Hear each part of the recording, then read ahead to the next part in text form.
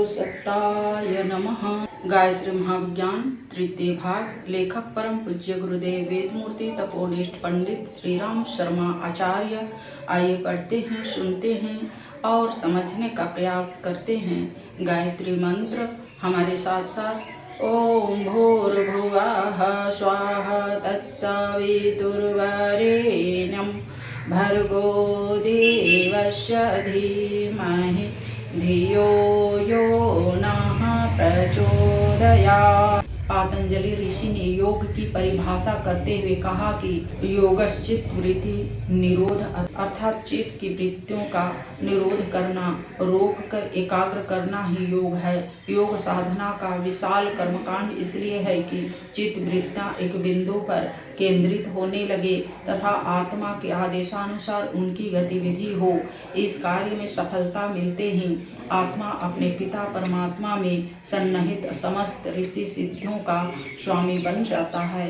वश में किया हुआ मन ऐसा शक्तिशाली अस्त्र है कि उसे जिस ओर भी प्रयुक्त किया जाए उसी ओर आश्चर्यजनक चमत्कार उपस्थित हो जाएंगे। संसार के किसी कार्य में प्रतिभावश विद्या, स्वास्थ्य, भोग, अन्वेषण आदि जो भी वस्तु अभिष्ट होगी वह वशवर्ती मन के प्रयोग से निश्चित ही प्राप्त होकर रहेगी। उसकी प्राप्ति में संसार की कोई शक्ति बाधक नहीं हो सकती। सांसारिक उद्देश्य ही नहीं वरन उससे परमार्थिक आकांक्षाएं भी पूरी होती है। समाधि सुख भी मनोबल का एक चमत्कार है। एकाग्र मन से की हुई उपासना से इष्ट देव का सिंहासन हिल जाता है और उसे गज के लिए गरुड़ को छोड़कर नंगे पैर भागने वाले भगवान की तरफ भगाना पड़ता है। अधूरे मन की साधना अधूरी और स्वल्प होने से न्यून फलदायक होती है, परंतु एकाग्र वशवर्ती मन तो वह लाभ क्षण भर में प्राप्त कर लेता है जो योगी लोग को जन्म जन्मांतरों तपस्या से मिलता है। सदन कमाई गणिका, गिद्ध, अजामिल आदि असंख्य पापी जो जीवन भर दुष्कर्म करते रहे क्षण भर के आर्तनाद से तर गए।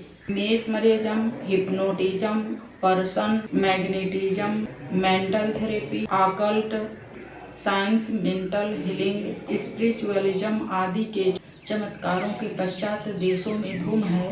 तंत्र क्रिया, मंत्र शक्ति, प्राण विनिमय, सवारी विद्या, छाया पुरुष, पिशाच सिद्धि, सौ साधन, दृष्टिबंधन, अभिचार, धात चौकी, सर्प, कीलन, जादू आदि चमत्कारी शक्तियों से भारतवासी भी चिर परिचित हैं। यह सब खेल खिलौने एकाग्र मन की प्रचंड संकल्प शक्ति के छोटे छोटे मनोविनोद मात्र है। संकल्प की पूर्ण शक्ति से हमारे पूजनीय पूर्वज परिचित थे, जिन्होंने अपने महान आध्यात्मिक गुणों के कारण समस्त भूमंडल में एक चक्रवर्ती साम्राज्य स्थापित किया था और जिन्होंने सद्गुरु कहकर सर्वत्र पूजा जाता था।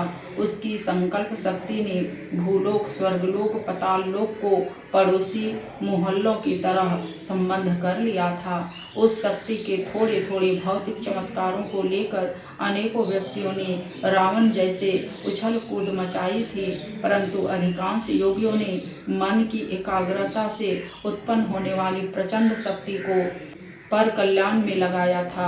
अर्जुन को पता था कि मन को वश में करने से ऐसी अद्भुत सिद्धियां मिल सकती है, इसलिए उसने गीता में भगवान कृष्ण से पूछा, हे अजयूत, मन को वश में करने की विधि मुझे बताइए, क्योंकि वह वायु को वश में करने के समान कठिन है। महत्वपूर्ण वस्तुओं की प्राप्ति संभवतः कठिन होती है।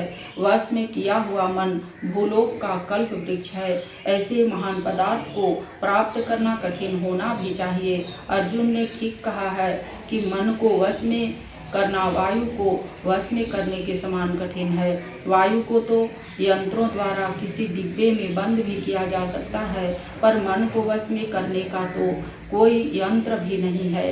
भगवान कृष्ण ने अर्जुन को दो उपाय मन को वश में करने के बताए। पहला अभ्यास और दूसरा वैराग्य। अभ्यास का अर्थ है वे योग साधनाएं जो मन को रोकती है। वैराग्य का अर्थ है व्यवहारिक जीवन को संयमशील और व्यवस्थित बनाना।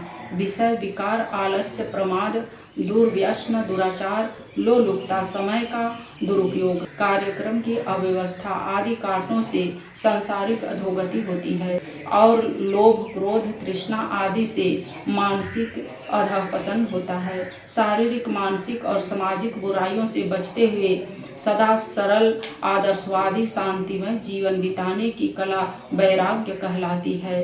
कई आदमी घर छोड़कर भीख मांगते फिरना, विचित्र वेश बनाना, अव्यवस्थित कार्यक्रम से जहाँ तहाँ मारे फिरना ही वैराग्य समझते हैं और ऐसा ही उटपटांग जीवन बनाकर पीछे परेशान होते हैं। वैराग्य का वास्तविक तात्पर्य है राग से निवृत्त होना। बुरी भावनाओं को, आदतों से बचने का अभ्यास करने के लिए ऐसे वातावरण में रहना पड़ता है जहां उनसे बचने का अवसर हो। तैरने के लिए पानी का होना आवश्यक है। तैरने का प्रयोजन ही यह है कि पानी में डूबने के खतरे से बचने की योग्यता मिल जाए। पानी से दूर रहकर तैरना नहीं आ सकता। इसी प्रकार राग द्वेष जहाँ उत्पन्न होता है उस क्षेत्र में रहकर उन बुराइयों पर विजय प्राप्त करना ही वैराग्य की सफलता है। कोई व्यक्ति जंगल में एकांतवासी रहे तो नहीं कहा जा सकता कि वैराग्य हो गया, क्योंकि जंगल में वैराग्य की अपेक्षा ही नहीं होती जब तक परीक्षा द्वारा यह नहीं जान लिया गया कि हमने राग उत्पन्न करने वाले अवसर होते हुए भी उस पर विजय प्राप्त कर ली। तब तक यह नहीं समझना चाहिए कि कोई एकांतवासी वस्तुतः वैरागी ही है। प्रलोभन को जीतना ही वैराग्य है और यह विजय वहीं हो सकता है जहाँ वे बुराइयां मौजूद हो।